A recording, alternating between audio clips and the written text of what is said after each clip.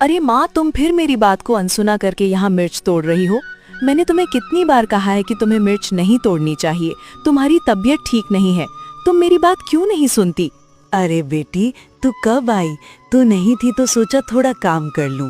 तेरे रहते तो मैं कोई काम कर ही नहीं पाती। तुम्हारी तबीयत ठीक नहीं है, तुम्हारी भलाई के लिए ही तो मना करती हूँ। मैं हूँ ना माँ, फिर तुम काम क्यों करती हो? सारा दिन यूं ही बैठना मुझे अच्छा नहीं लगता। इतना काम पड़ा रहता है, नहीं करेंगे तो कैसे चलेगा? तू तो हर समय इस घर में नहीं रहेगी। आज नहीं तो कल तेरी शादी करनी ही होगी, तब तो अपना काम खुद ही करना पड़ेगा। क्या तुम सारा दिन मेरी शादी के बारे में ही सोचती रहती हो? और कोई चिंता नहीं है तुम्हें? बस शादी शादी। क्या मुझे अपने से दूर करना चाहती हो? जिसकी शादी लायक बेटी होती है उसके मन में कितनी चिंताएं होती हैं, ये तो नहीं समझेगी। मुझे वो सब समझने की जरूरत नहीं। तुम अब यहाँ से जाओ, बाकी काम मैं कर लूंगी। मैं लगभग 1 टोकरी मिर्च तोड़ चुकी हूँ, तेरे साथ थोड़ी और तोड़ देती हूँ। तेरा काम आसान हो जाएगा, आज बाजार भी नहीं जाना पड़ेगा। उसकी चिंता मुझे है। तुम घर जाओ और आराम करो। हाट तो शाम को लगेगा, तब तक मैं सब काम कर लूंगी। लेकिन मुझे कोई लेकिन नहीं सुनना, जो कहा है वो करो। चारों तरफ कितना अंधेरा हो गया है। आज मिर्च बेचते बेचते देर हो गई। माँ घर पर मेरी चिंता कर रही होगी। मुझे जल्दी घर पहुंचना होगा। ये क्या? तुम लोगों ने मेरा रास्ता क्यों रोका? छोड़ो मेरा रास्ता। अरे ओ नीलम, ये चांदनी रात में कहाँ निकल पड़ी हो? और तुम्हारा रास्ता छोड़ने के लिए थोड़ी ना रोका है। ये बताओ, इतनी रात में क्या अकेली घर जा रही हो? तो डर नहीं लग रहा है?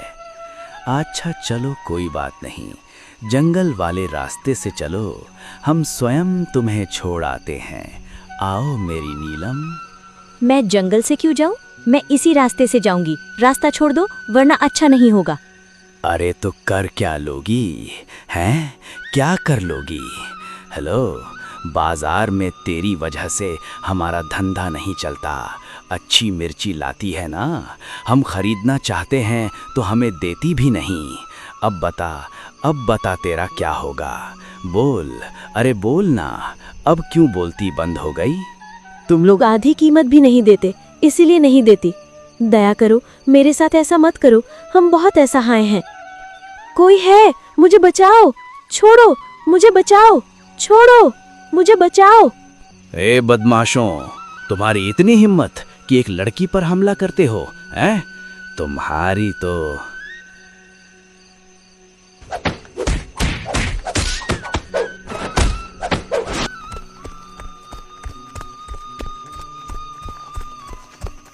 आप देखिए, अब आपको डरने की कोई ज़रूरत नहीं है। आइए, मैं आपको घर छोड़ देता हूँ। आइए आइए आइए आइए।